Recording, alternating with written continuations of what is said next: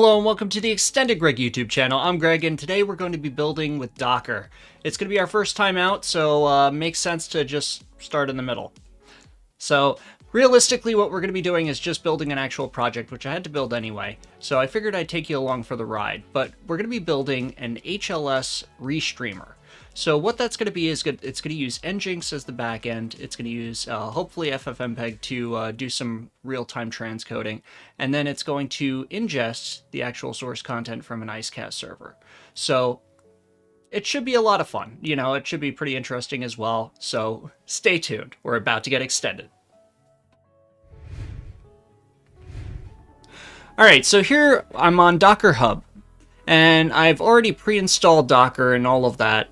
And pretty much I have this, which was going to be a video at some point, but, you know, at this point it's not. So we don't actually have to use Docker Hub for this. We're probably not going to commit it during this video just because I don't think it's going to be ready to go. But it is something where once it's finished, it can be put up there, and there's a lot of existing projects that are already there that you can go through and kind of install, and they're ready right out of the gate or with minimal configuration. So it's a really great way to spin up something, and the nice thing about the way that Docker works is it just kind of overlays and runs the minimum that it needs to in order to do it. It's like a lightweight VM, and pretty much, you know, that's perfect for this type of application where I want to run it alongside other services that are already running and just expand some capability to be able to add new features, and in this case HTTPS. But realistically, we're only going to be kind of delving into this as we need to, but we're going to be searching around, seeing if there's some existing precedent to get us started.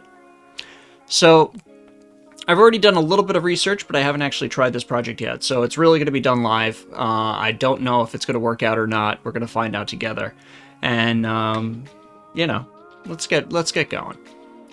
So the basis of Docker containers is based on their Docker file.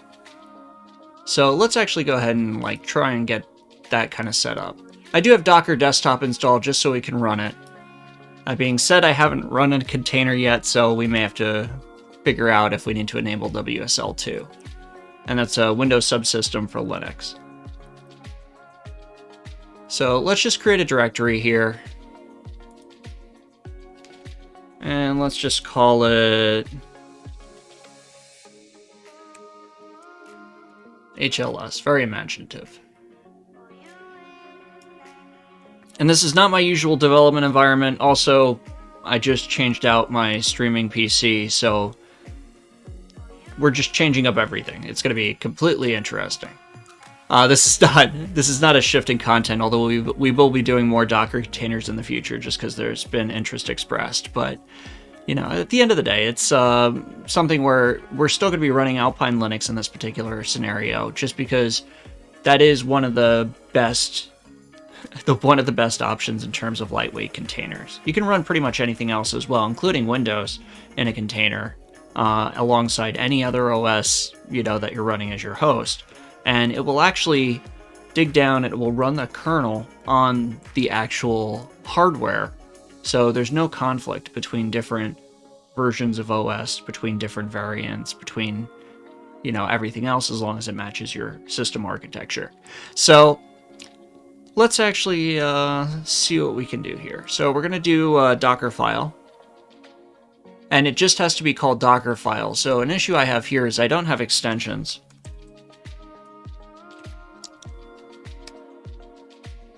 And because of that, it's going to have the .txt extension, which is an issue. And let's see what we could do really quick.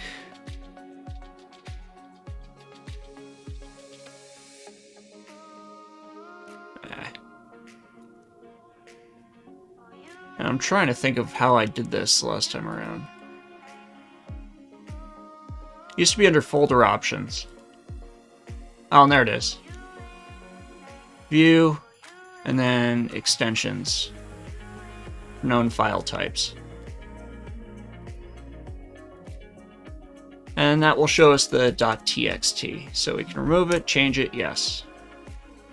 Right click, I'm going to open it up inside of Notepad++.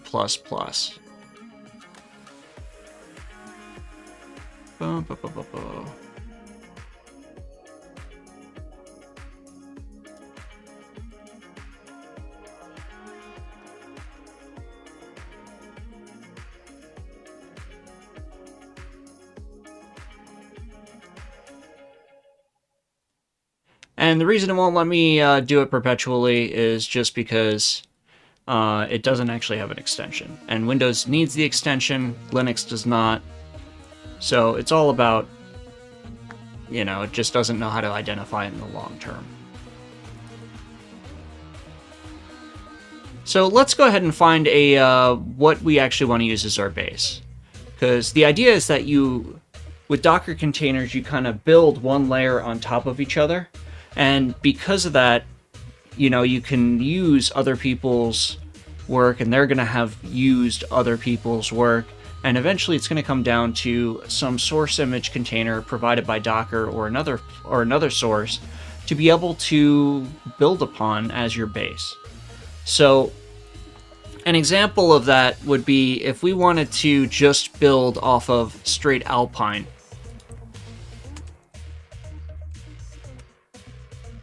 We could do a quick search, and we see there's Alpine Linux, which is minimal Docker base, and it gives you all of the current versions. It's maintained, it's an official Docker image. It's been 1 billion downloads, but it's just the base OS, and literally there's not even anything on there except APK pretty much. You have to install everything else that you want, and that's why it's nice that people will build it and then you get that cascade effect. But also the nice thing is when it updates, it can propagate through, so you get fresh versions of everything built on the latest version. So one of the nice things about it. But we actually want NGINX HLS. Let's just see what comes up. So we get NGINX. Yeah, I'm not happy with this result. So let's go see if people have things posted to GitHub that are available for this. So we're going to do NGINX HLS Docker.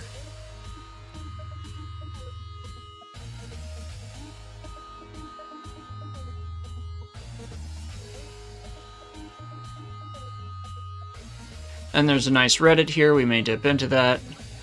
So I'm actually just going to keep this open and open a new one. Let's see what we got.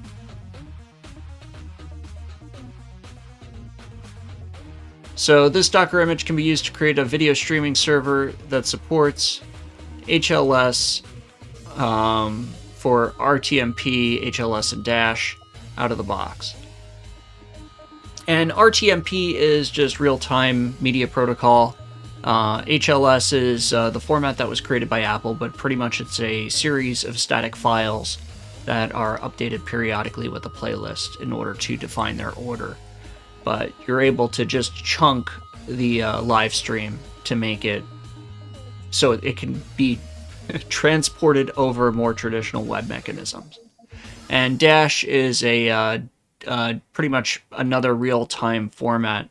You know, it's used in Netflix and things like that. So it's a lot of options and everything else like that. And in this case, the HLS does require transcoding. You know, the RTMP and Dash are pretty much wrappers for the stream that you would be inputting.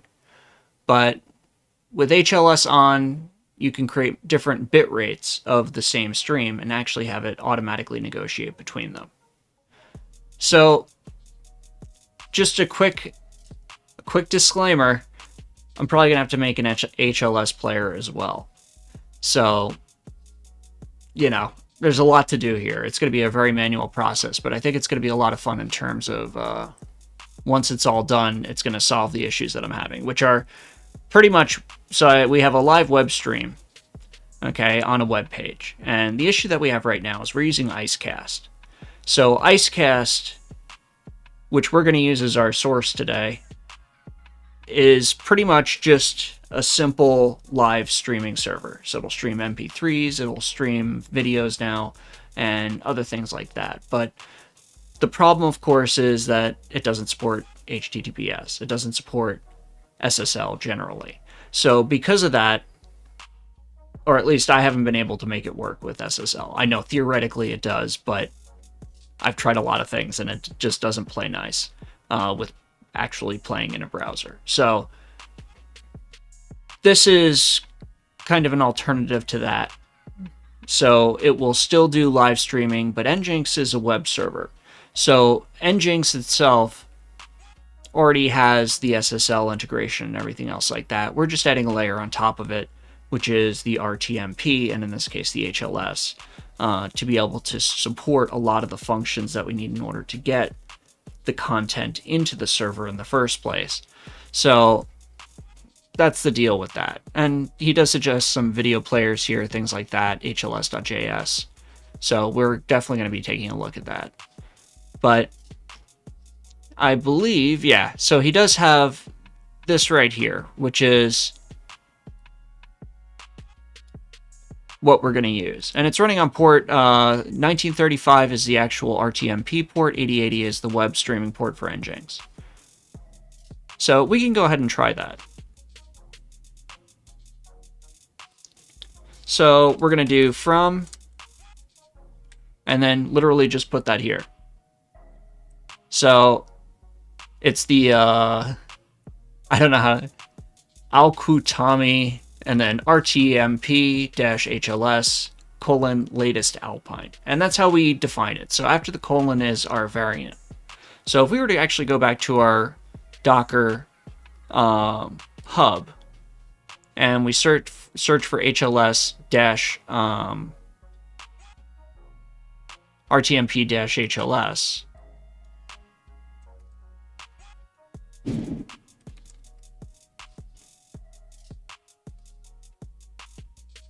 this is it right here. So it's last updated 7 months ago. Docker build was manual. He doesn't have automated build set up, which is fine. I mean, he probably has a free account, and that's the same restrictions we have. So backend is NGINX, and pretty much it gives us the same thing that's in the GitHub. So we can look at other tags here, see different versions. Latest is going to be whatever the most recent build is, whatever it may be. In this case, it's for AMD 64, which is fine. There's also an AR64 for ARM. Alpine, which is for AMD 64, which is what we're using. And then there's also an MBank for doing hardware acceleration through, an actual NVIDIA graphics card. So before we go ahead and run it, let's actually take a look at what the code is. And if we look at his Docker file for Alpine, which is what we're going to be using,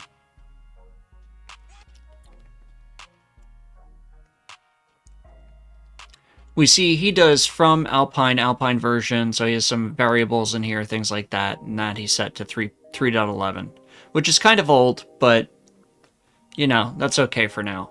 As builder, he puts in maintainer, which is actually not required anymore. So NGINX version, he's specifying a specific version, as well as RTMP module version, and FFmpeg, which is going to do the transcoding. So just like regular Alpine, we could do run commands and just call things as part of the building of the container. So during the assembly of the container, he's doing run, APK update, no cache, because he doesn't want to download the packages. He just wants to install them, and they'll exist. So he puts in bash, build base, CA certificates, SSL, make, GCC, things like that, which is included in build base, so I'm not sure why he respecified it, but MUS, muscle is what I call it, PCRE, lame, which is MP3, YASM, package config, libtheora, which is, again, audio, libvorbis, Theora is video, Vorbis is audio, VPX is video, That's all open source codecs. FreeType, which is likely for the web pages and things like that. X264, X265, which are the open source variants of H264 and H265. And then he's removing some additional stuff. So he does that as a first command. Then he downloads the NGINX source, he builds it from source, downloads the RTMP module source, and builds that from source. Here's where he actually builds it. So you can kind of see exactly where everything's going. You know, by the time, and I say that not like you're reading the code that quickly as I'm scrolling through it, but more as it's getting built. So the project is doing a lot of the raw assembly that we would otherwise have to do that we're not going to be repeating here. So then he's getting FFmpeg. He's getting a specific version. I don't know which one it is. I didn't see it called out, but again, it is what it is. And then he's building that. Right, and then he's building the final image by doing another from command. So he's redefining it, doing the same version, and he's going to pretty much copy over the files that he just created, but only with the runtime packages that he needs. See, so copy from builder, local NGINX lock, run, all of that, forward logs to Docker. And by that I mean he's just going to put them in there so you can see actually how it was built.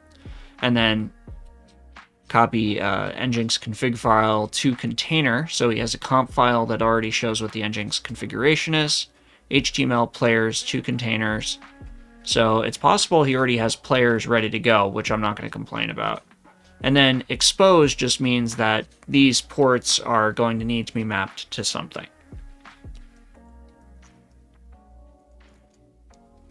So it looks like 90% of the work is already done. If that's the case, I'm going to be ecstatic and we'll just worry about testing and configuring, running it, and playing it, which is still, I think, quite a few minutes of things here. So let's go back one level. Let's look at the conf files themselves. So in the conf directory, we have base nginx.conf. Right, so it's going to listen on port 1935, which is what we specified earlier. Chunk size is going to be 4,000. He's not doing ping or notify. He has live turned on. So because live is on, it can do live streaming. And then for each received stream transcode for adaptive streaming, things like that, we are probably going to have to modify this, which, you know, is fine. Because on our side, we're not going to do any video. So whether it breaks it or not, we may need to add in like a slate. And by that I mean it's a static video image that we use to pretty much act as a placeholder for video. But we can figure that out. So, but the nice thing about H.264, H.265, and static text, or excuse me, static video, is that it takes up almost no bandwidth. So it's not actually an issue. And then drop idle publisher means that if the publisher stops sending content, it's going to drop it and remove the source files, indicating that the stream is down. It's not just going to keep looping over itself. All right, and then this is the HLS application, because this was just the ingest point. So under application live, and then this is under application show. So one's bringing it in, one's pretty much putting it out. So we have live on, disable consuming the stream from NGINX as RTMP, right? So the top one was RTMP. This one is HLS. HLS is on. Fragment is going to be 3. Let's see, we have 20. So 20 files is what this is referring to as far as HLS, because again, HLS is a playlist and a series of files that are little chunks of content. So it looks like it's going to be 3-second files. And then instruct clients to adjust resolution according to bandwidth. All right, so this is going to tell it pretty much what it needs to do based on how fast it is. So if the bandwidth drops too low, and this is in, I believe, bits per second, if the bandwidth drops too low, it's going to actually fall back to a lower quality version. And then we have dash, MPEG dash here as well. And then we also have our HTTP configuration. And this is just to serve regular web files.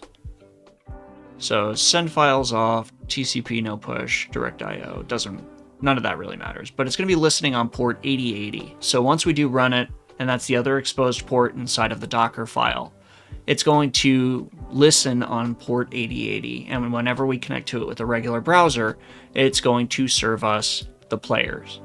And specifically we have /HLS, which is going to be our HLS player.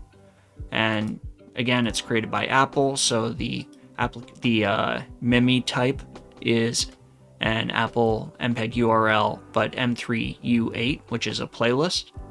And then it's going to be type video MP2T, which is a transport stream, an MPEG-2 transport stream. And pretty much it's just data packets, encapsulated video, with no particular start and end. So, and then you have root, which is going to be /mount, which is fine. So we could mount something over top of it, things like that. And then it's going to do no cache. So it's going to add a header every time it serves it. So that way the browser does not cache it. It's going to think that it already expired and re-download it from the server. Same thing from here, cross-origin headers, just so that way it's not an issue if it's going across sites, so you can embed it in another site. And same thing here, let me not do that. And then max age, and that's fine. So it will cache certain things. And then of course we have dash doing the same kind of thing, MPD, MP4, etc. Same kind of thing, but we're not going to be playing with that. And then there's the stats directory and RTMP statistics in XML, and then XML style sheet to view RTMP stats. And that's an HTML file or an XSL file, which is, so we do port 80 and then /stat.xsl, and it will serve us this. So quite a bit. 132 lines. We're going to try it stock first. So let's see what we can do. So if we actually wanted to, what we could do is just open up a command prompt.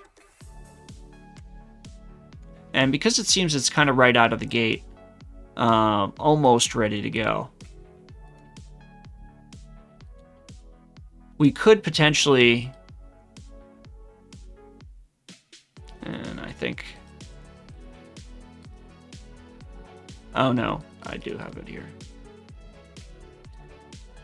I'm just going to try and go back to where we had the README. There we are.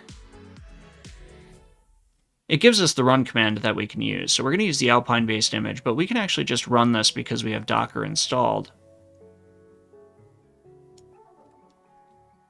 And again, I haven't tried this on this machine. I literally, like 5 minutes before the stream, just installed it. So we're going to see if it works.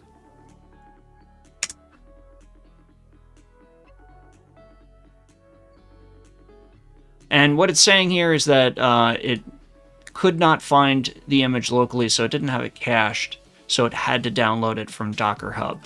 So that's actually a normal thing when it's the first time that you're running a particular package. But you see how it pulled all of these individual images, and it's going to overlay them in order when it starts, and that's it. Now, because we didn't have anything actually happening, you know, because we need to use it as a base and we need to expand upon it, it just exited, generally. So let's do Docker PS and see what it's doing.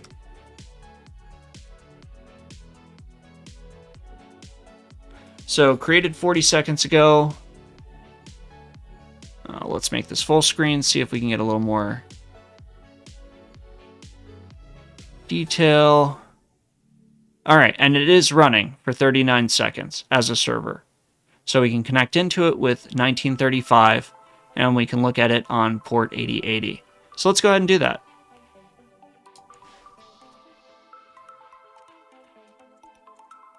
And what it does is it will actually share your IP address for your machine. So any address that you can call with it, it will share that network connectivity to be able to pretty much add listeners on particular ports. So we can just do 127.0.0.1, and then, which is our local host, and then do 8080. Right, it says welcome to NGINX.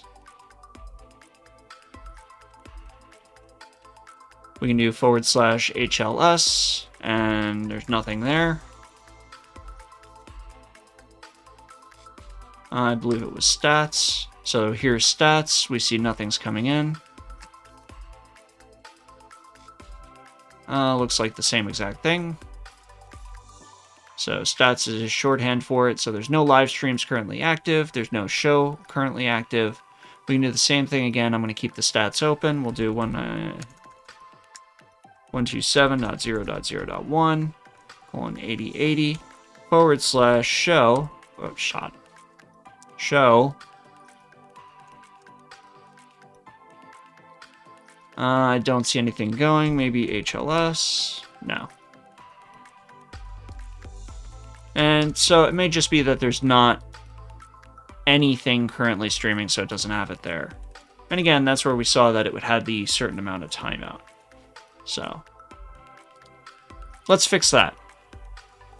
So since we already have Docker going here, let's see if we can just create a quick stream. Okay, so it's going to be something where we just want to play a couple of files. Okay.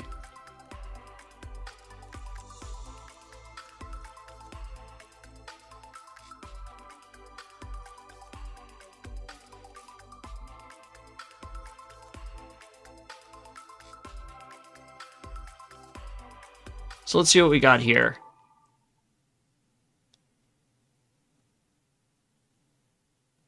So this is perfect. So Docker RTMP stream.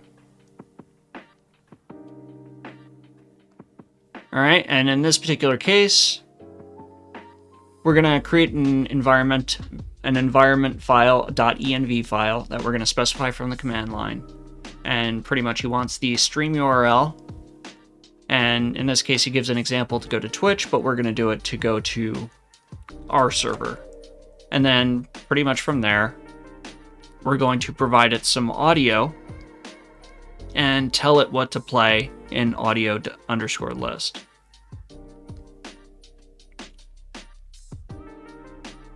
And it looks like he's using Docker Compose. Let's see.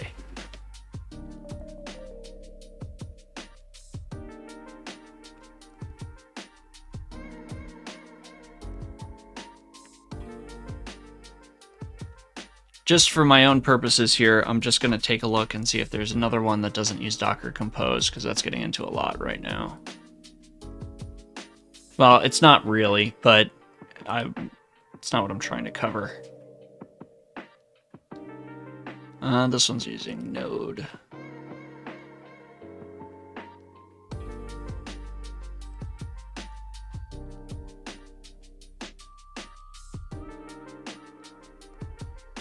I think that's going to be the one that we want. Oh, and there's a Restreamer here as well. Alright, so let's try it.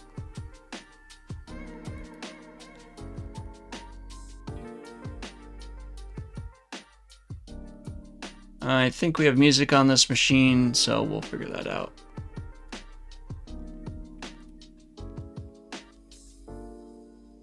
Right, and this is using Docker Desktop. We can also see our currently running and manage our, stop it, do other things like that.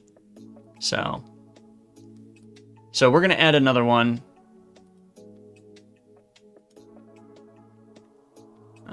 Which I'm not actually sure that we can do it from this interface. I haven't actually done that through that. So we'll use the command line still.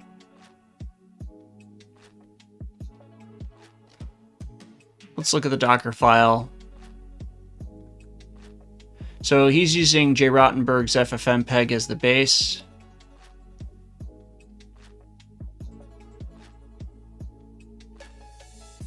All right, and then he has audio app script.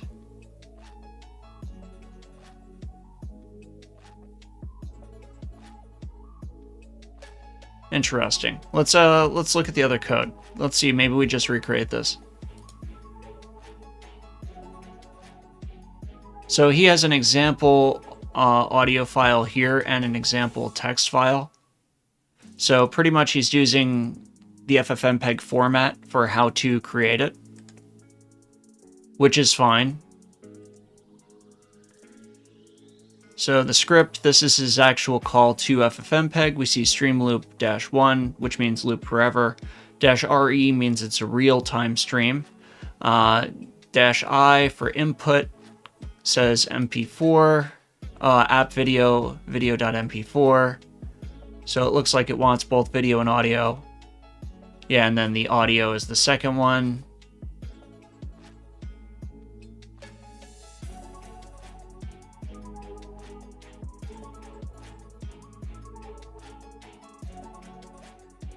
Because I see video.mp4 and then he does null source for audio, so apparently it can have no audio and not be an issue, but it requires video.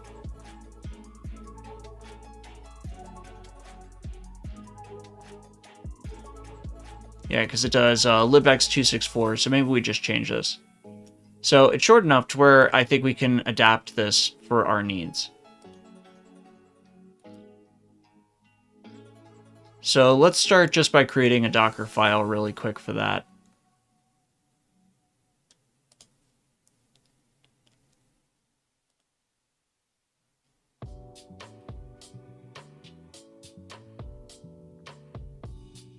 We're going to use the same package that he's using in order to do it. We're going to use some of the same code. This is from CloudMaker 97 and just adapt it. But he kind of heads off into a different direction, and I want to override some of that behavior.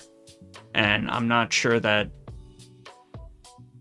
we can just do that directly. Well, we could, but it would be effectively adding another layer to remove the work that he's done. So it just makes more sense to replicate it. So we'll use FFmpeg, but again, we're just going to use this as a starting point. Credit where credit is due. We're going to use workdir, keep the app. And I don't have an issue with this format. Another option is actually just to do a star and do a wildcard and concat it that way. But we're probably just going to do a single file anyway. So in this particular case, I'm actually going to skip using this and we'll put a static file and just give it a specific name. For video, we're just going to use pretty much a generated slate. And that's the part that we're majorly going to change. So we will still pretty much do these two lines. And we'll take we'll adapt his existing command.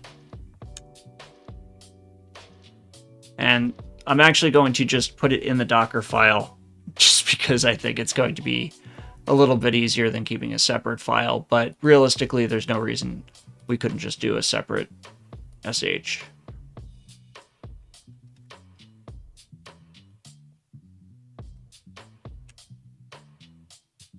Let's turn on wrap.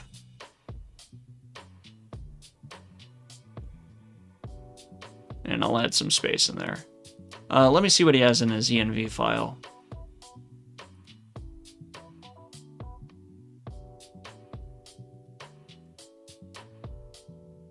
So it's just the input, or excuse me, the output RTMP path.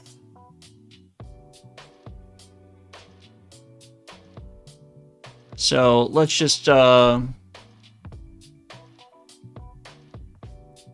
all reality, I think we can just define that in runtime. We don't actually have to include it, but that's fine.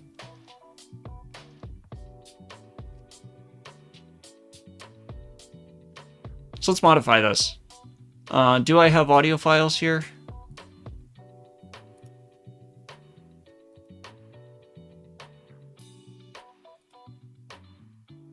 Some very nice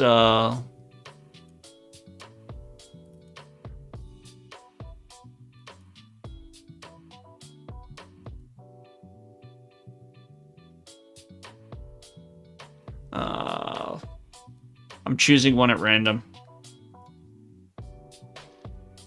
Wait.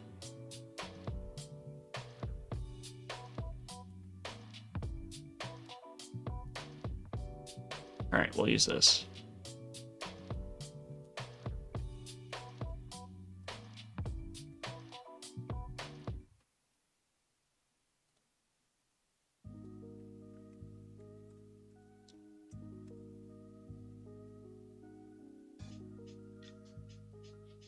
All right, we don't have this saved yet. Let's save it out.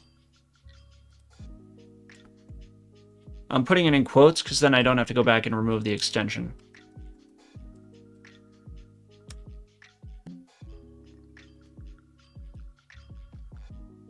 I do need to set it to all types, though, in order for it to...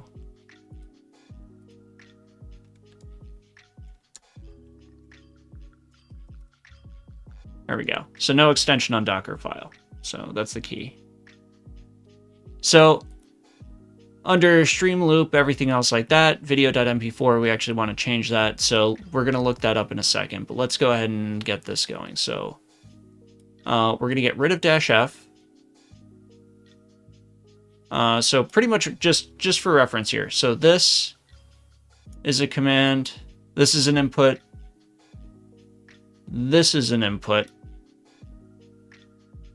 And this is an input. Right? So every -i ends it, and everything before that is a modifier to that, to that particular -i, to that input file. And so when you do -f before a -i, it's describing the -f is the format for that. And in this particular case, it's generating a 44.1 stereo null source, which is silence. So, and I don't know that we need to do that, but we're going to do it anyway, because he probably did it for a reason. Just to make it easier to read, so I'm going to put our inputs on the top line. I'm going to do the / to escape and then hit enter. So that way it just kind of puts it on a new line. And see if we could just break this up a little bit so we're not reading it that way. Right, so now we have our inputs, our filtering, which is pretty much what's merging everything together. And in this particular case, we see a delay is 1 second and a delay. So 1:A is actually the second input. So it starts counting from 0, and then you have 2:A. It's delaying that 2 seconds, right? And so you have your input flag here that specifies what input you're working on, and then you have this, which specifies what the output of that, what's in the middle of them, is going to be called, so you could reference it later. And then the semicolon pretty much ends the chain, and says this is a new stream. So then we have A2, or 2A, coming in, and that goes out as A2, end of stream. And then we see A1, A2, and they get mixed as audio, and there's going to be 2 inputs. So the 2 inputs specified here. And then he has nothing at the end, indicating that it's just going straight out to the output. So if we did put a name on it, we could put the map command in order to actually specify how it's going to be tracked. So if we had, let's say, we were mixing down 5.1 to stereo, we could define what was our left channel, right channel, etc., and what was going there, and actually treat those as separate streams. But in this case, we don't really care. So everything's going to be fine. It's just treating everything as stereo, keeping it that way the whole way through. We're using libx264, which is perfectly fine. Preset's going to be fast. Pixel format's YUV420p, which is required for X264. Our resolution is going to be 1920 by 1080, frame rate of 30. Our GOP size is 60, which is every 2 seconds. And then, and GOP stands for group of pictures, which is group of frames. Bit rates for video is going to be 2.5 meg. Buffer size is going to be 512K. And for audio, we're using AAC, 128 kilobits per second. Our audio rate, which is our sample rate, is 44.1. And then our output is going to be FLV, and then our RTMP stream address. So we could even hard code our stream address if we really wanted to. But in this particular case, FLV because it was Flash. So RTMP originally came out because of Flash video player. So that's kind of the gist of it. Now, we notice here that it's got a lot of stuff, but it's our Docker file. It's never going to run there. So what we're going to do is we're going to put a run command, but then we're going to do echo. Right?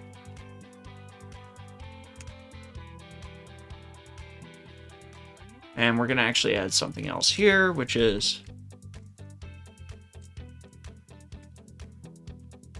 because he does have bash installed, we will use bash, but technically we could also just use ash because this is Alpine. We'll just keep using bash. So, all right, and then we have that, and then that's going to, we're going to write that to / where did we actually put it?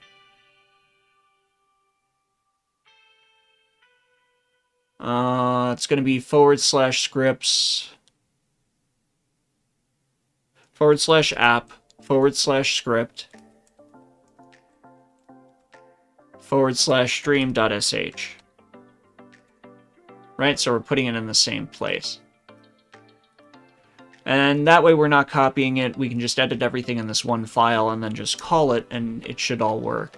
And technically also then it makes fewer layers, because every time you put a command here, it will actually create a new layer. So the fewer the layers, in my opinion, the easier it is to troubleshoot things like that. But, you know, if you make updates, then potentially it causes more transfer than it needs to. So let's save that out. So let's add in our video source.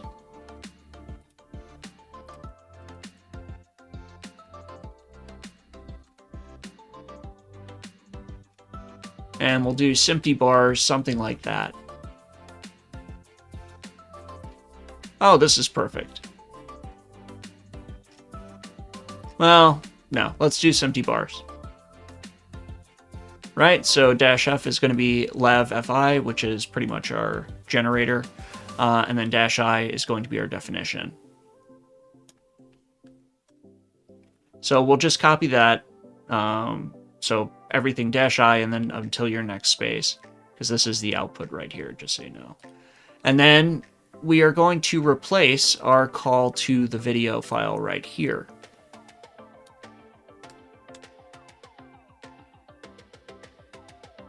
Right, so our duration of 10 seconds is how long it's going to generate it for. We're going to make our size native at 1920 by 1080 with the rate of 30. So we're matching our output exactly, so we don't have to do additional scaling since we're generating it anyway. It shouldn't have an issue. Now, granted, it's just going to show bars the entire time, but you know, I think for our test, it's going to be perfectly fine. But that could be replaced with a JPEG image and other code to be able to make it conform to the appropriate size. So that's something for off-stream. And then for our audio, we want to set it to be a specific file. So we copied in this file here, we're going to have to copy it too. So I'm just going to call it audio.mp3.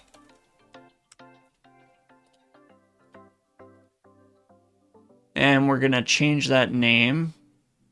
So instead of concat, we're going to get rid of this. We're going to get rid of safe. We're still going to keep stream loop because we want it to loop continuously forever. And let's do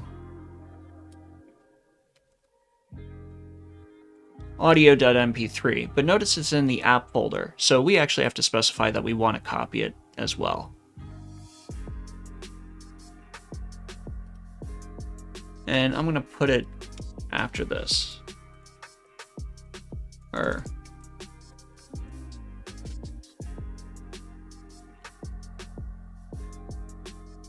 so ./audio.mp3, and we're already in the app directory, so we're going to just do audio.mp3. We'll save that out. All right, and I need a refresher on the command for the Docker run.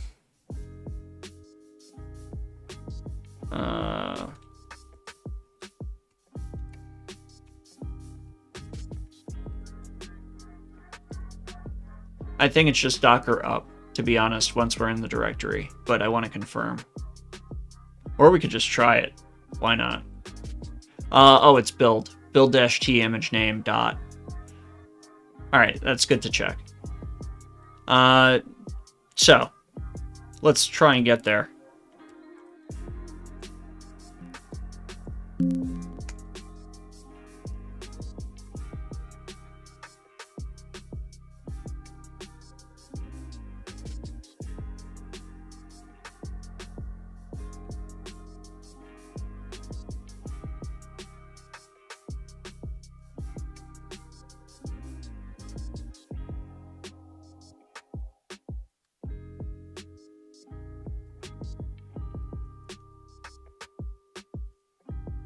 All right, so we see our Docker file there.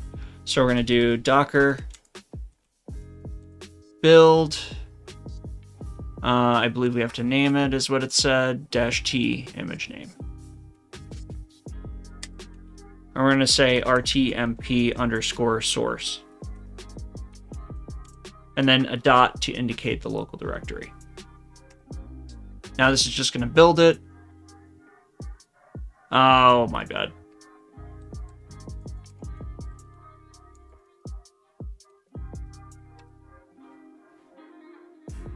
And let's see what it did.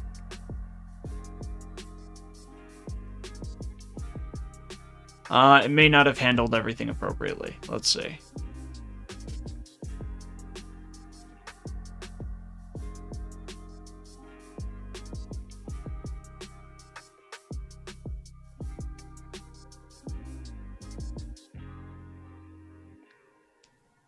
I'm not sure if it's wrapping here. Let's see.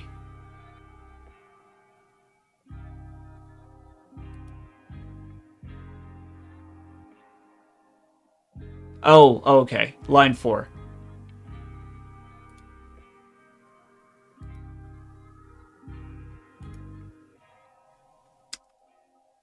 I did not escape everything here.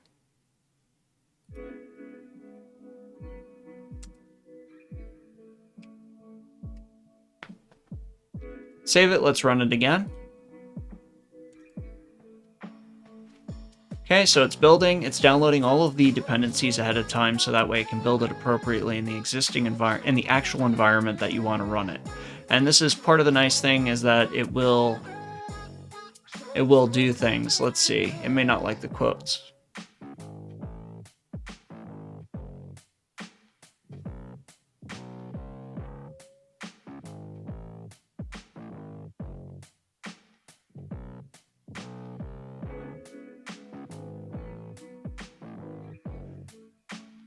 We have to double escape. So technically a triple escape. So pretty much when we put the escape, it's ignoring it within the Docker file, but then it's not escaping it inside of the file, so it's not able to do things with it anyway, because we actually want the escape to appear in the final file once it's running. So let's put the triple escape here. So that's escaping one escape so it shows, and then escaping the new line. It gets really weird. I probably, you know, is what it is. Nice thing is, any work that's already done, it can build upon. So, does not like it.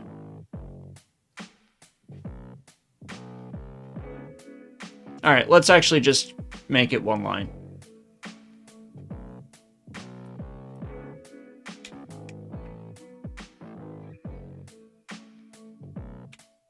This is not the issue I want to be worrying about, you know, at this point.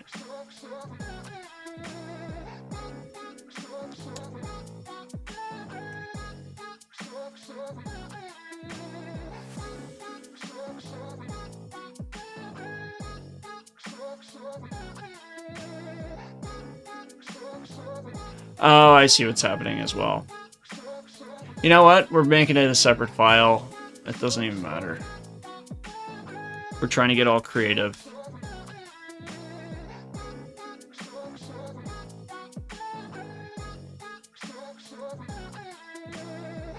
Right, so in RTMP, we're still going to choose any file type, because we're going to make it sh anyway, and we're going to call it stream.sh and just copy it in.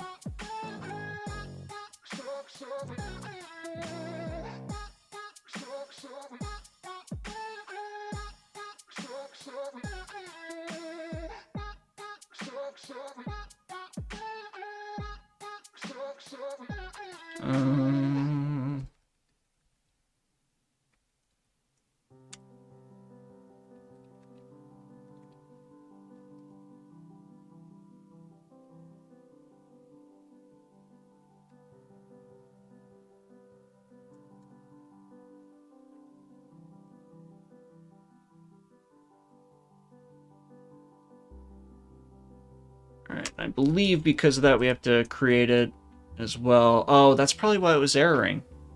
We didn't actually create that directory that it needed to go into. Wait a minute. I want to try that first.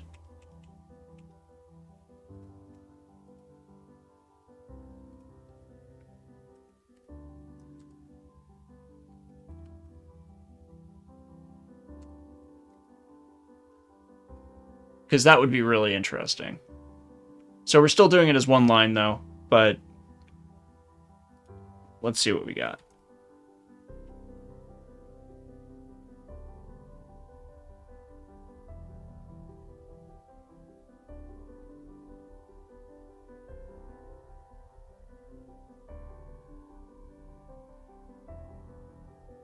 No, it is different, but it's not doing it correctly.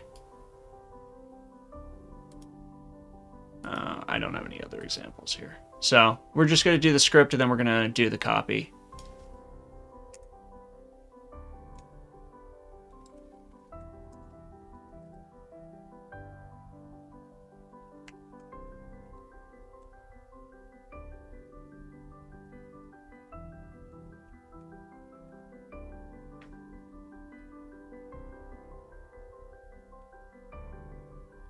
Let's try it.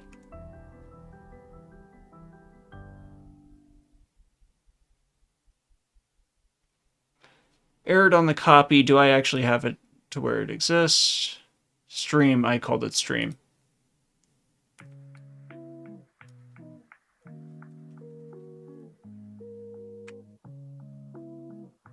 It couldn't find the file.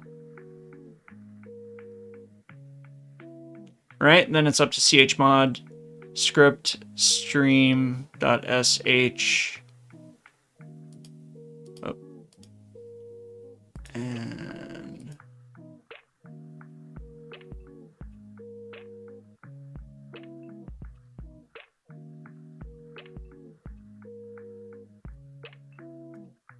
I'm gonna get rid of the /. It may need it for the entry point, but I actually don't think it does. Because it's inside of a directory.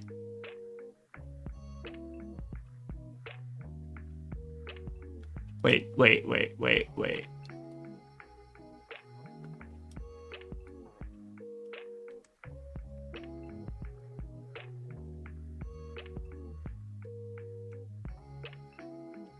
It is called stream.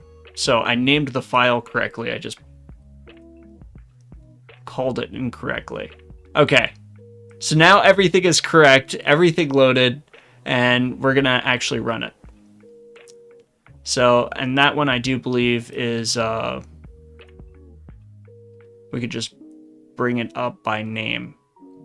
So, docker run-it, and we need to specify our input or our output file. So, docker run-it, and IT means interactive terminal. So, and we don't necessarily need to do that either, but we can. And let's, T is the name, I is interactive. And then, what did we call it? RTMP source.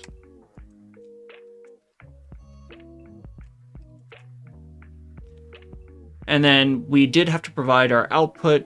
So let's just go back to what the package that we're using wants us to actually have as our destination URL. So it wants it to be http:// nope, wrong thing.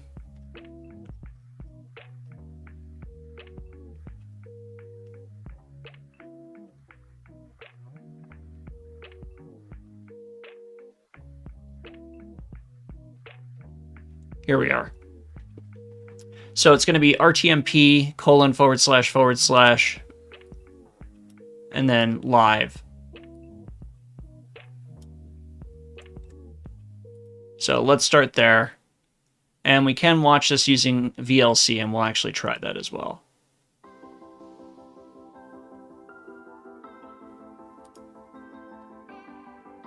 So our environmental variable is called what?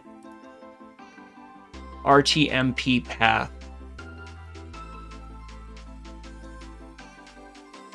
And let me actually make sure I'm specifying this correctly, but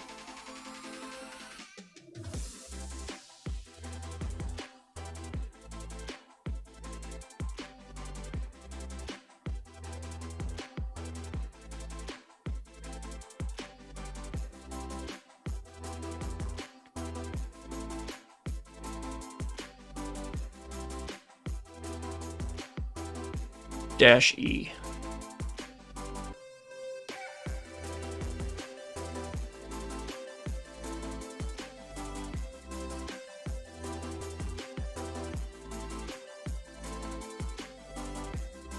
And because we're running on localhost, we're going to change server IP to 127.0.0.1. Excellent. No such file or directory, and that might be our entry point.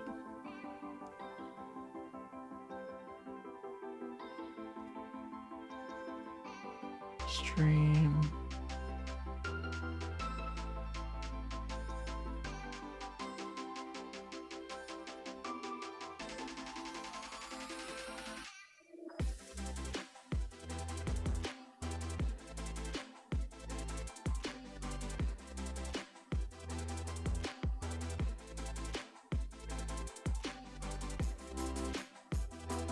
Let's try it without it. I just want to see if it runs. For something else, we're using this based on something else.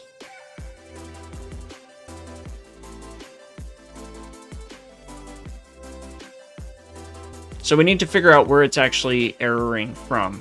And the only place is inside of stream.sh. And we have this escaped, and that's not good. That's actually, I should have noticed because that was showing up green. Let's do that. Let's rebuild.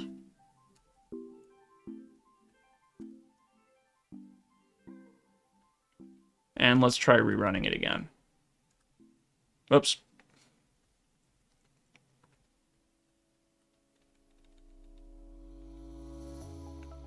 This is not Linux, so it doesn't reset back to the end. Okay, better. So it doesn't want the dot slash.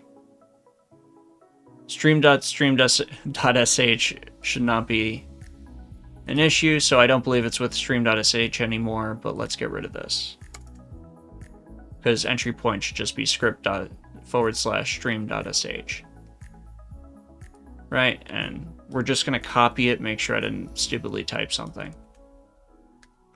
Hopefully you all can see this. I'm just going to zoom in just to make sure. And let's go save that out, let's rebuild, and let's try it again.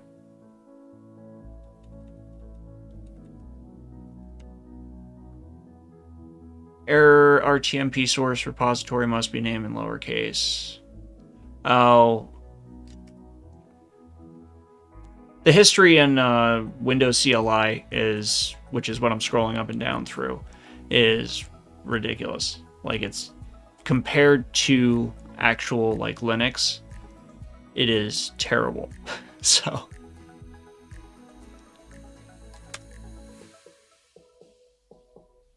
Still says script/stream.sh is not there. So let's actually give it a full absolute path, because we do know where it is.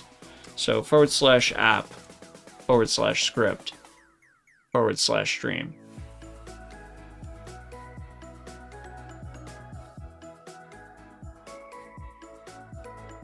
And I think we have absolute paths within everything else. Is that the case? App audio. Yeah, everything else has absolute paths. So it shouldn't actually be an issue.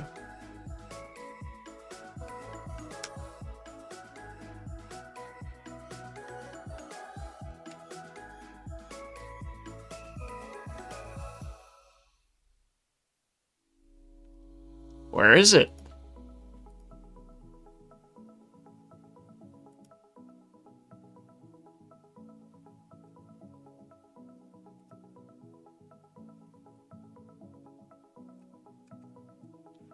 Instead of doing entry point, I'm just going to do command. Which the command is explicit in terms of what it's actually calling. Because again, we copied that from somewhere.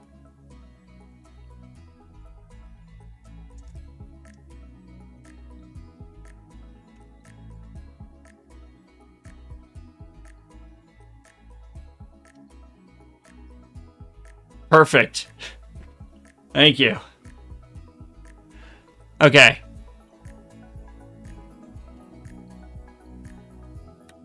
So I want to try it without the quotes, just see how it runs.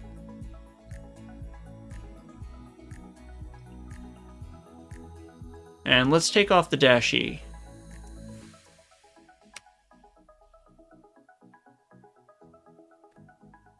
Let's take off everything. Because notice how it's appending it to the end, which is actually the normal behavior for FFmpeg. So the fact that he added the other stuff there is not necessarily needed, but...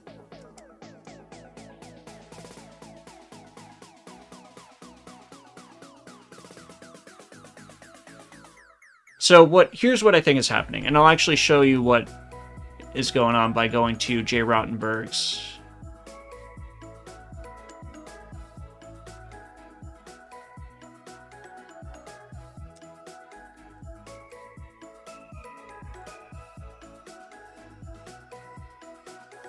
So this is the GitHub for his Docker, okay?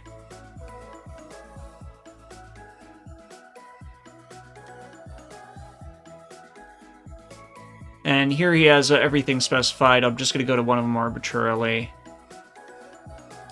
Go to his Docker file. Right, and he actually legit builds it from source and everything else like that. But if we scroll down all the way to the bottom, because he builds everything from source, it's actually very comprehensive. We see as entry point ffmpeg, which is his command. And that's in the bin folder.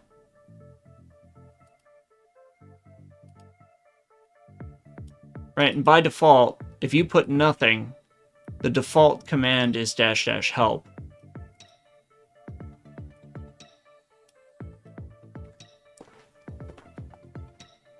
So realistically, we could have put all of that as our command. And the reason that's in brackets here is usually you would put each individual command as a particular, you'd separate it so it's an array, so you don't have spaces in your entry point or anything else like that. And I'm curious, let's just try that, because I think maybe we actually had a situation where it was too old.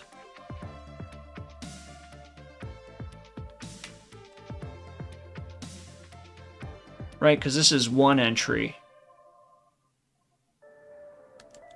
Let's try it. It's going to error out because we don't have our variable set.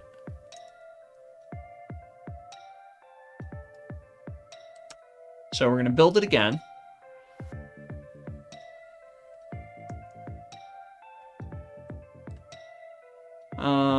Let's do.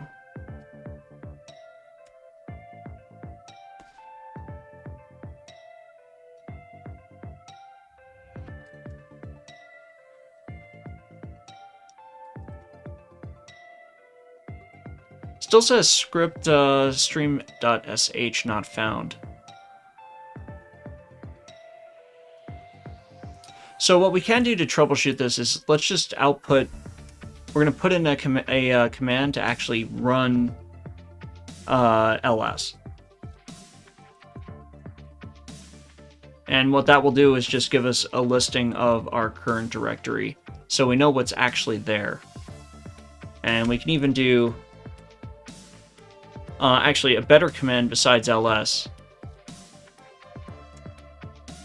is du I believe -h.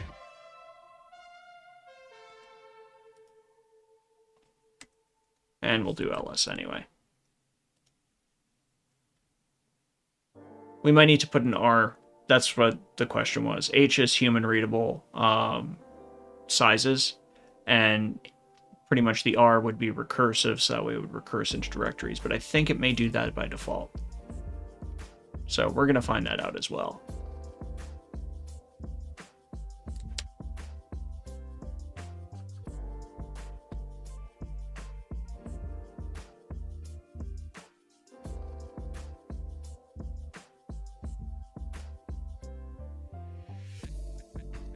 Actually, I'm noticing that it doesn't actually do the output here.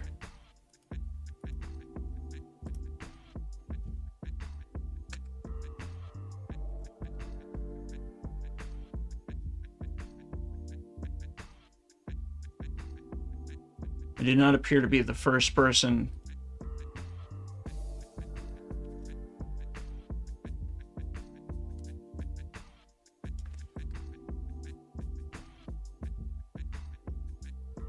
Actually, it's got the whole command here. It's got the check mark, so somebody accepted it, so let's just try this.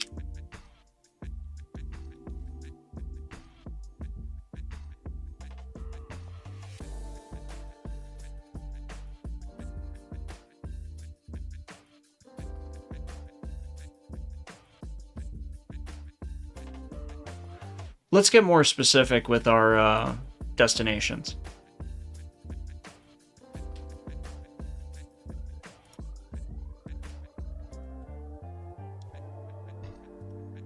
Just make absolutely sure that we're actually touching the file in the right location.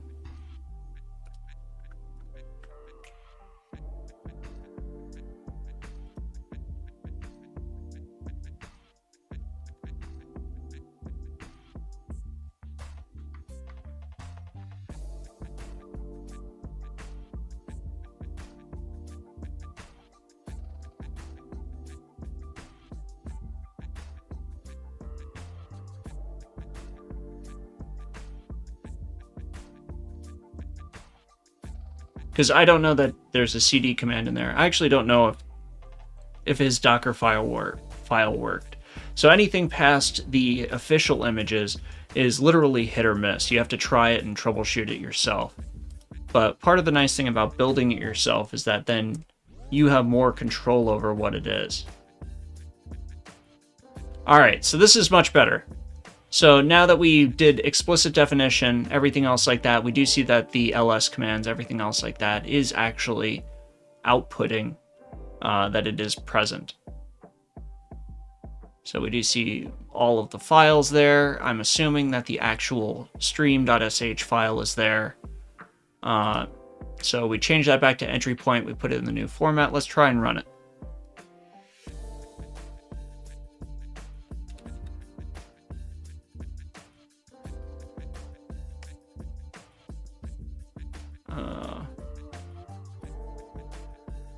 Let's just try and run it without any commands.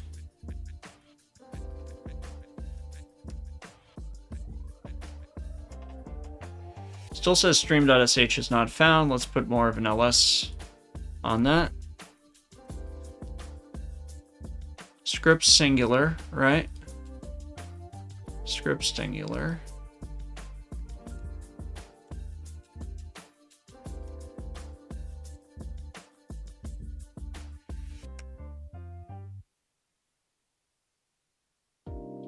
So we see stream.sh right here.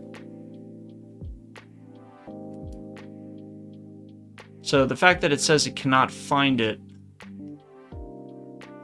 is interesting to me.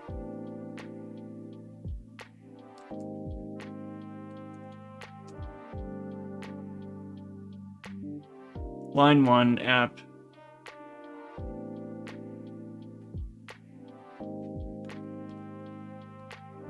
Let's see. This may be within the script. Let's actually put something in here to indicate that.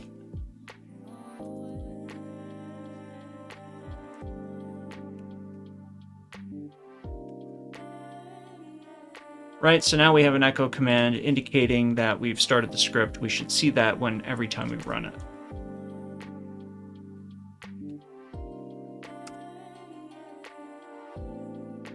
And I do not see that.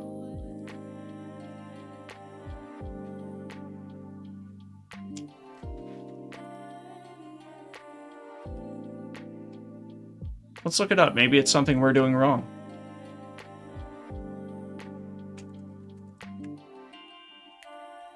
Can't rule that out.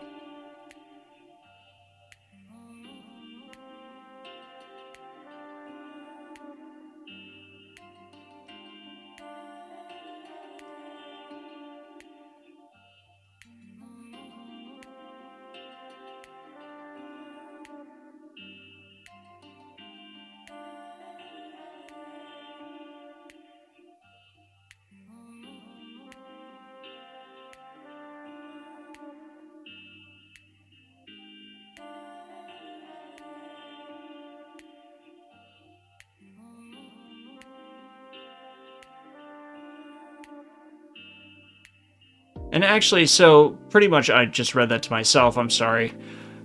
So pretty much anything, entry point will append anything on the end of the command to entry point. So something to take note of, right? So it says AB. So anything you put after that is going to be appended to AB.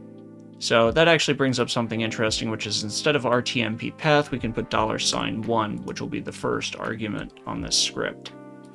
And then from here,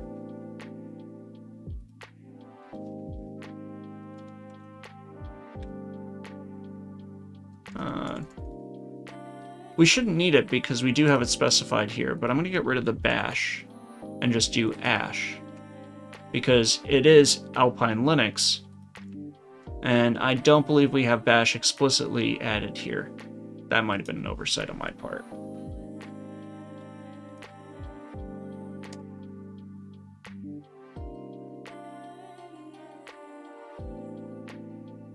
Right, and now we're just going to do this. So we're just putting the command and the address where we want to go on the end.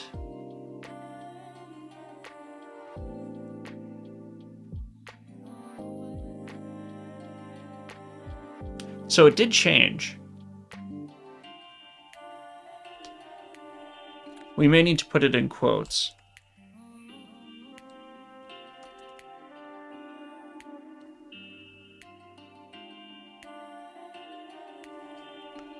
Let's do it without it and just make sure it starts.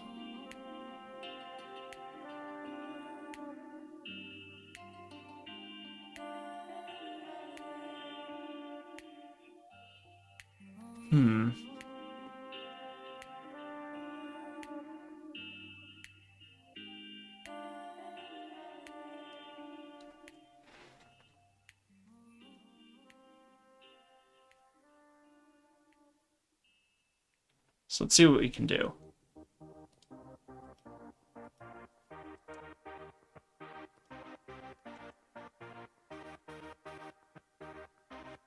Oh, don't tell me it was something that stupid. I didn't have a new line at the end of the file, and it may not have recognized it.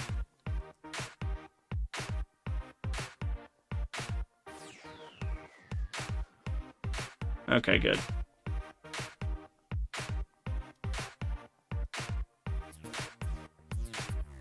Alright, I spelled entry point correctly.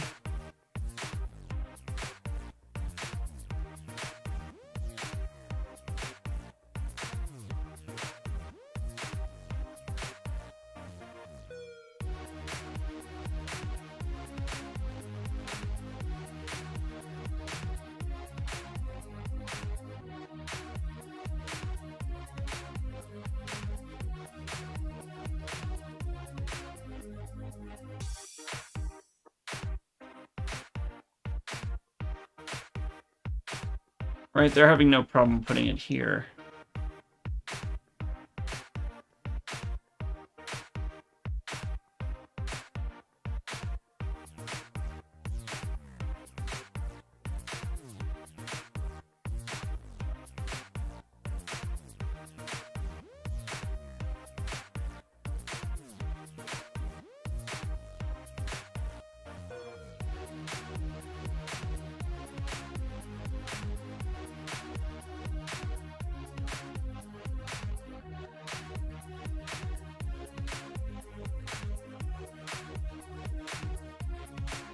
So we changed the entry point.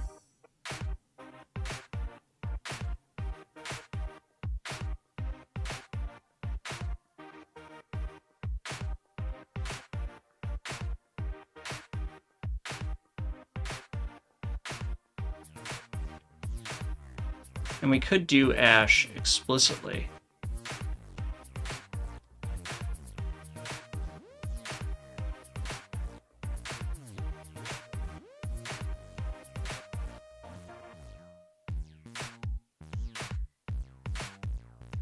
Just double checking the code here.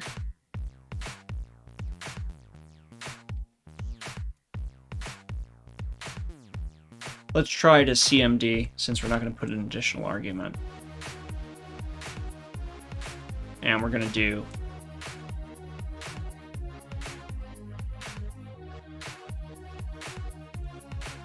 bash, so we're being explicit about it.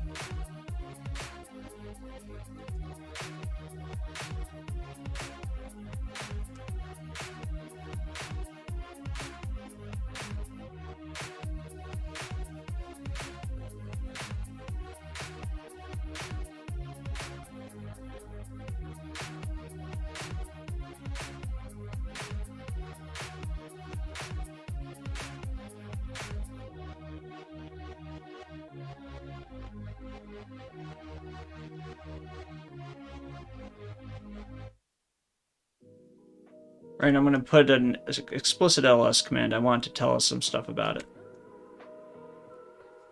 Right, so it did tell us about it, but it still didn't run. Let's see what we could do.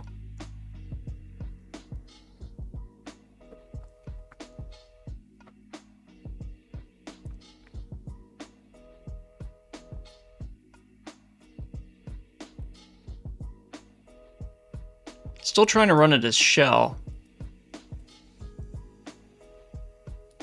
And not running at all.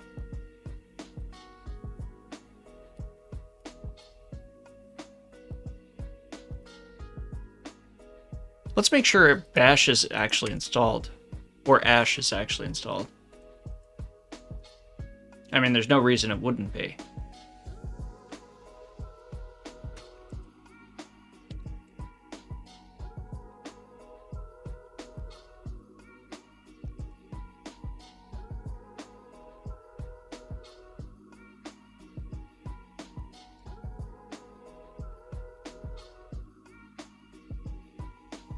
Let's just make these match if we're going to do it.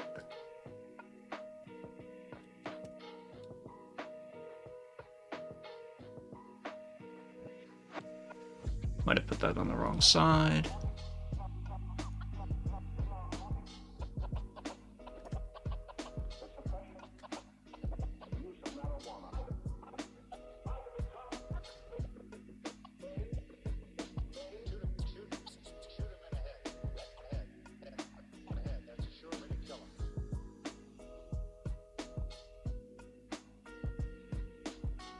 Wait. What are we including? Do we have the wrong tag? Does he? Well, that's what we get for copying and pasting. Wait a minute. Wait a minute.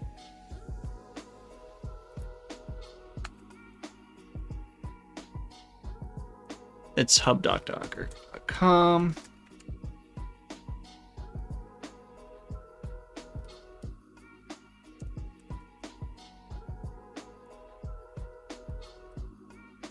Right, so we go over here. Let's look at our tags.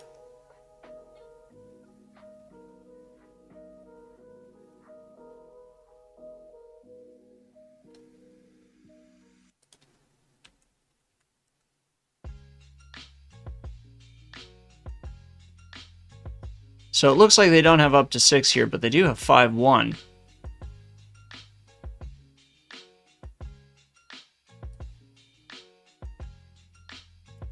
Let's just copy the whole thing really quick.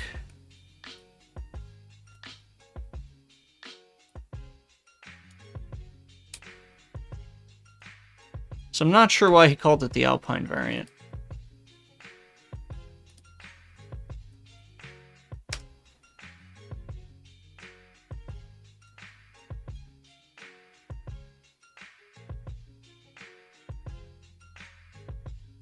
See, now everything ran fine.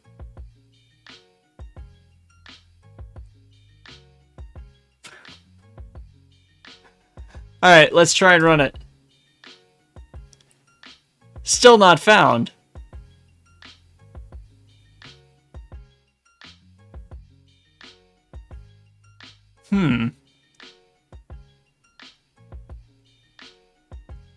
Something else is going on here.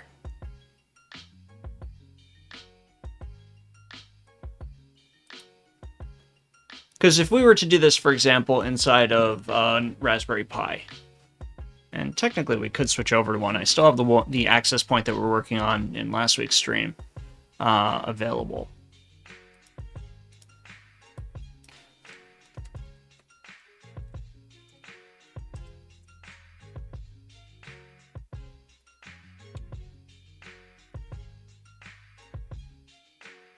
And instead of putting this in app, let's actually put it in bin, because then we can just call it by name.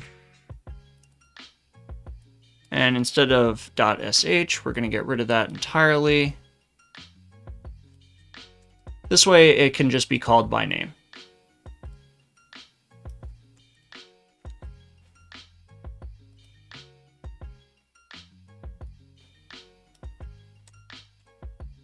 So we're changing everything from that original code, so probably wasn't a good starting point. We're going to change this from bash. We're just going to leave it as ash. Let's start there.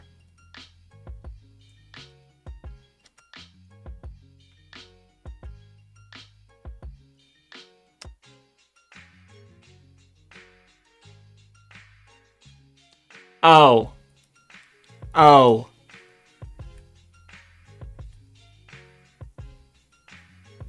So you go to edit. End of line conventions. Instead of Windows, you go to Unix. Save that out. Save that out.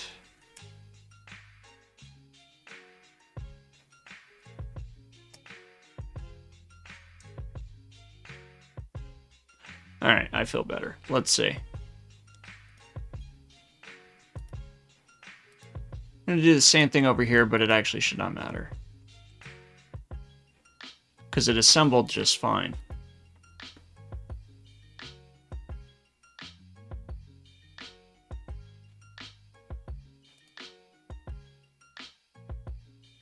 Let's get an example.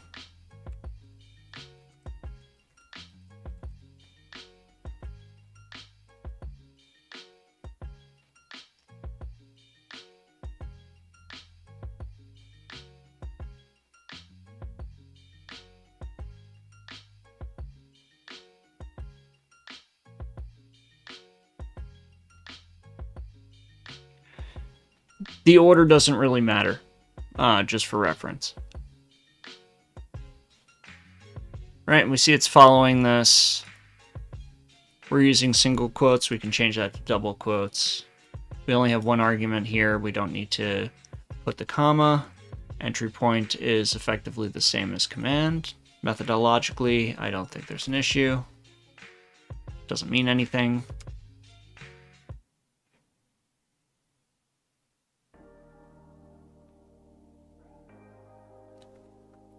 Although,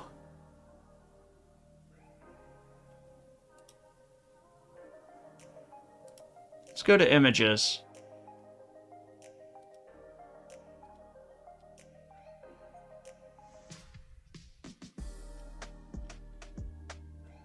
Let's get rid of all of these. Oh, perfect.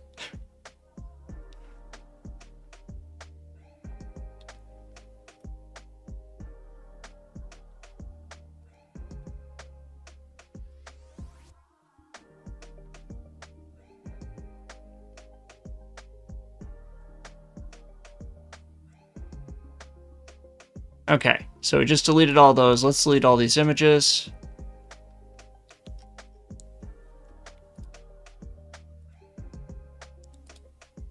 Perfect. Let's go back over here. Let's remake it.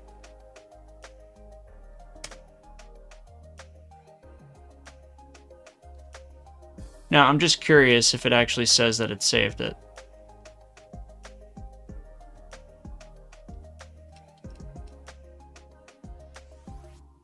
Right, so we go back over here.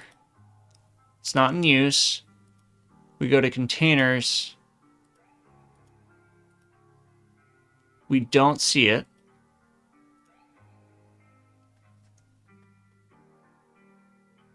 Let's try running it.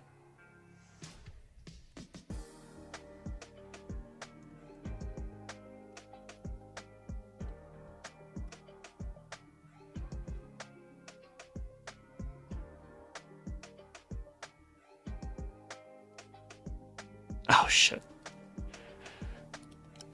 So here's what I don't have it named.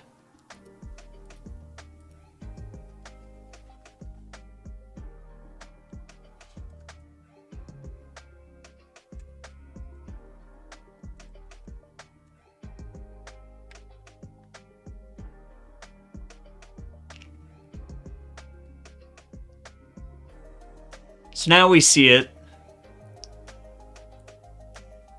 Now when we run it, there we go.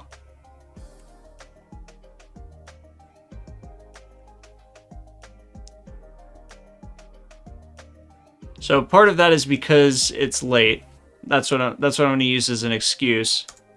But that is totally on me. Okay, so it can't make the connection. No delay, connection refused, cannot open connection. So that's totally fine. So we got somewhere, we have the source figured out. Now let's get it connected to the actual destination.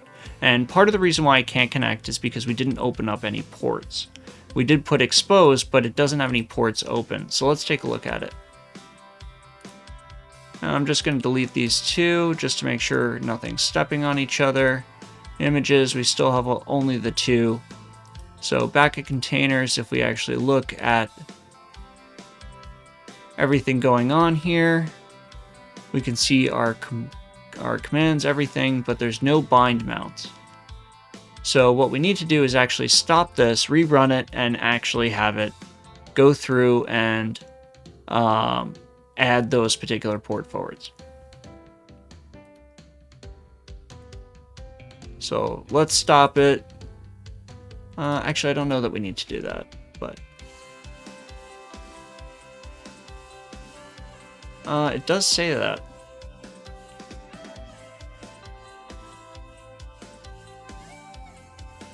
Yeah, 1935 and 8080.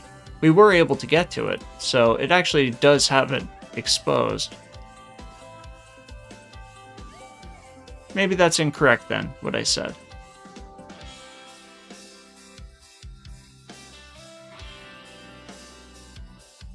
Alright, and let's make sure that we're actually connecting to the right thing. We go over here.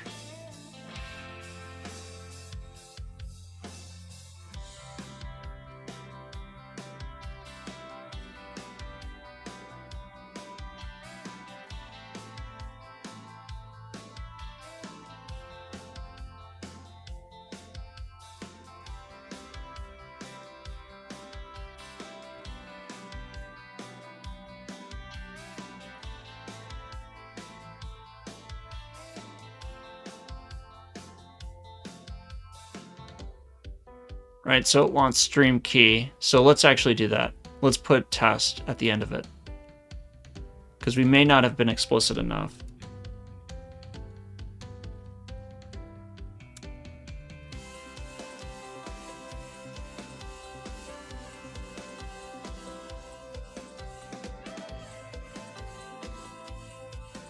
Connection refused. So let's go back to our container and see what the logs say.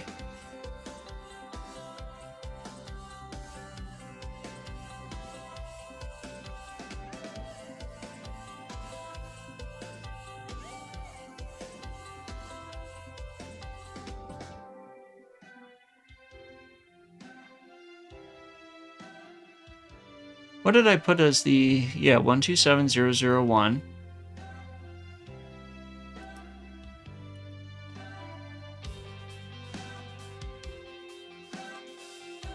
I do not actually see it showing up here. It is currently running.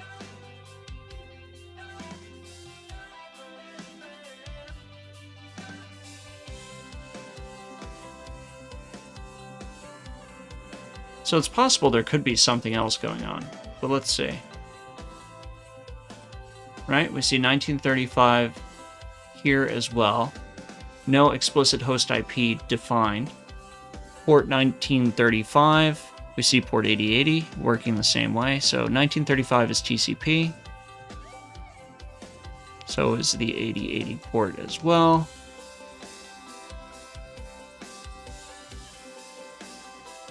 But we do have an explicit IP address if we wanted it. So 172.17.0.2. So we could put that in as our destination instead. And that would be before the firewall in case it's having a problem hairpinning. And that was it. All right, so now we have our actual source up. Let's see if we can look at it.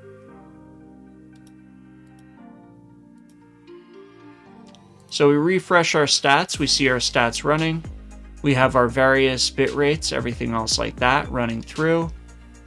Currently, it's doing things. Perfect.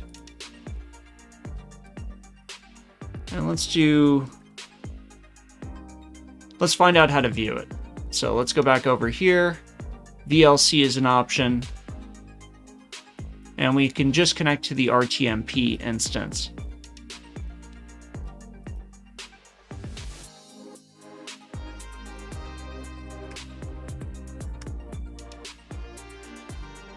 That is, I think I have it installed.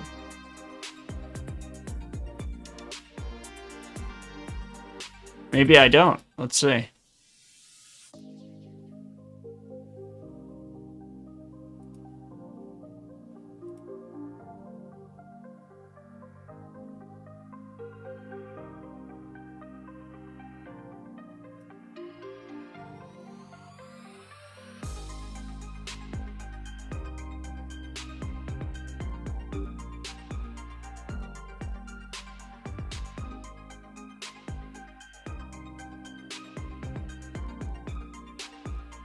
Look at it go.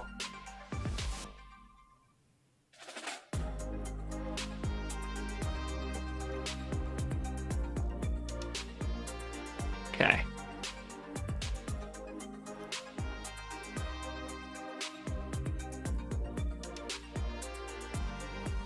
Now in this case, because it is local, and we're outside of the firewall, we're not in a Docker container, we do have to put the IP address of localhost, which is the external side. Right?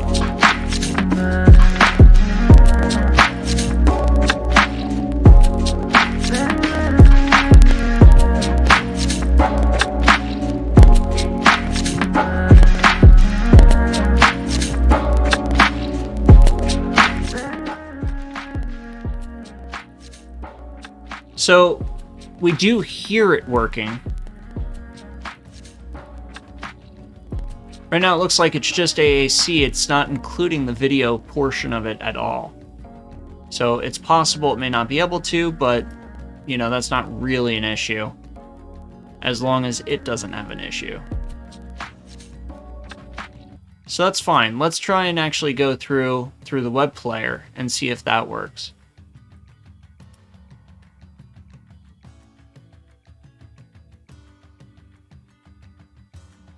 So there's a Flash version here. There's the HLS version here. Let's try that.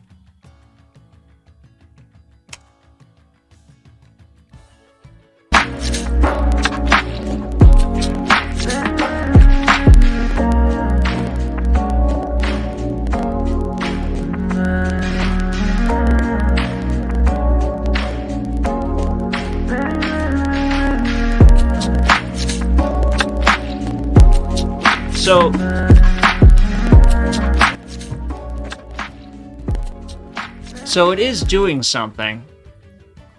It's just a matter of, you know, is it fully what I want? Not necessarily, but it is certainly kind of bridging the gap.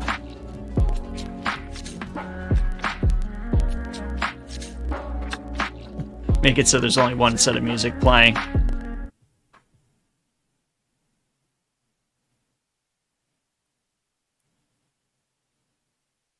And it should loop.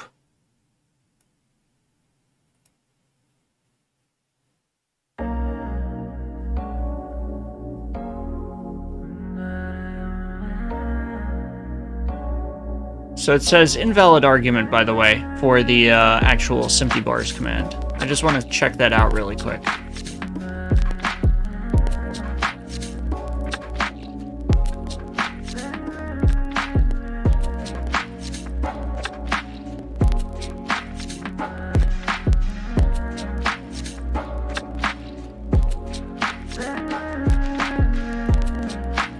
Because what we could do is just quickly add an image.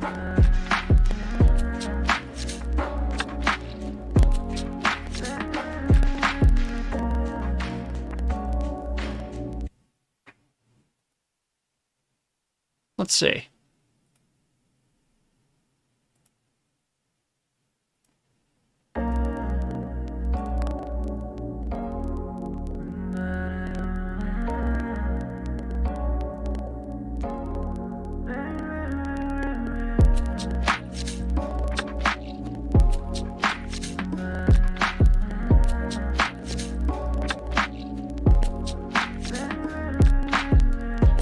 And this one doesn't do stream loop, it just actually runs it indefinitely.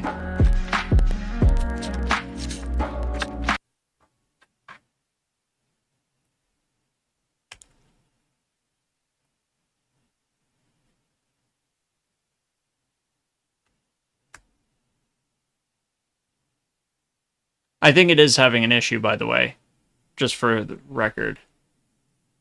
I'll pop over to here. And the utilization is not that high overall, even though it's running all of these processes simultaneously. So I think we're still good on that. Let's see what we could do. And this might be just curious. So it's Simpty HD bars. That's what it looks like. So it might have been we had the wrong command. Let's go ahead and rebuild it. So we'll stop this container. So we'll do Control-C out of that. Right, so it will generate SemptyBars forever. It will pretty much do the null source, which again doesn't really need to ever stop and stream loop. So I'm not sure why it needs to do that. And I think that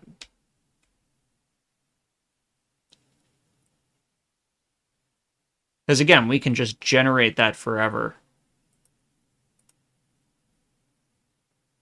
The only thing we need to stream loop is our source audio file.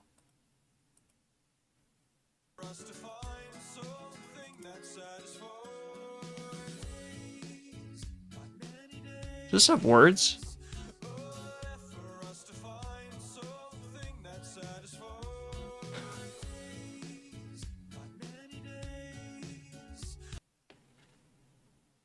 I just noticed that, so. All right, so let's go and stop this container, delete it, rebuild it.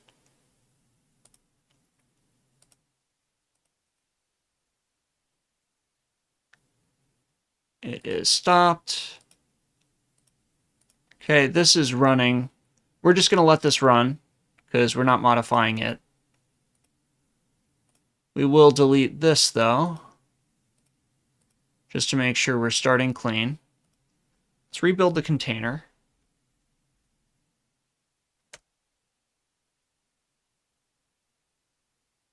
Okay. Let's rerun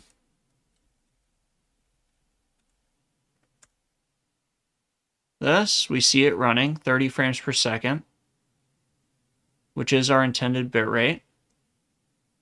Go back over to our web page, go to our HLS player. We're going to hit Control F5, hit play. It may not be ready yet. We can check out stats.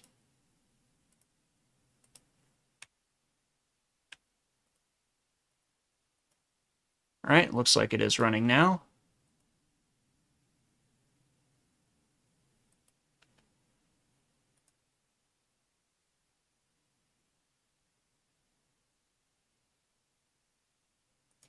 We can also pull up the VLC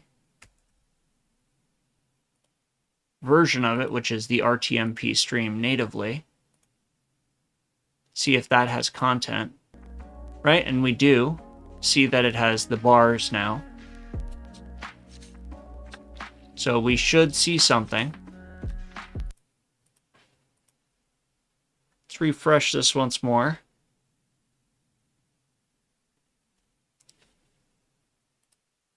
There we go.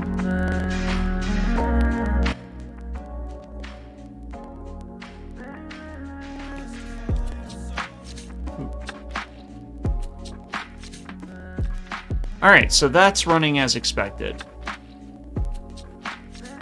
So if we were to actually simulate having some kind of connectivity issue, things like that, which is difficult on the local host, we would see it actually scale the resolution for HLS. But this is doing what we want in terms of originating the stream. I mean, we could take that stream from anywhere because it is just FFmpeg. And my plan is to take it from an IceCast server just because that's what I already have available. And so effectively this becomes a translator to be able to make it so it will restream something that already exists in a new format. So I'm going to try and cut down the actual, once this becomes a VOD, I'm going to try and cut it down to make it so it's a lot less tedious as I'm trying to beat my head against a wall with everything. So, you know, just I think that'll do it for today, though. So,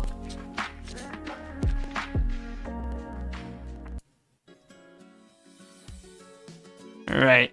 So thanks for watching the stream and/or video today. If you like it, be sure to hit that like button and leave a comment down below. And if you have anybody you know that would actually like this kind of content, be sure to share it with them. You know, I'm going to try and do more Docker content in the future, as well as I have the Linux videos for Alpine, as well as a lot of Raspberry Pi content as well. So, you know, I would definitely appreciate it if you share it with them, and hopefully they would appreciate it too. If you haven't subscribed, please subscribe. It helps me out a lot. and then hit that hit that notification bell. That way you know the next time we're getting extended. So until then, take care.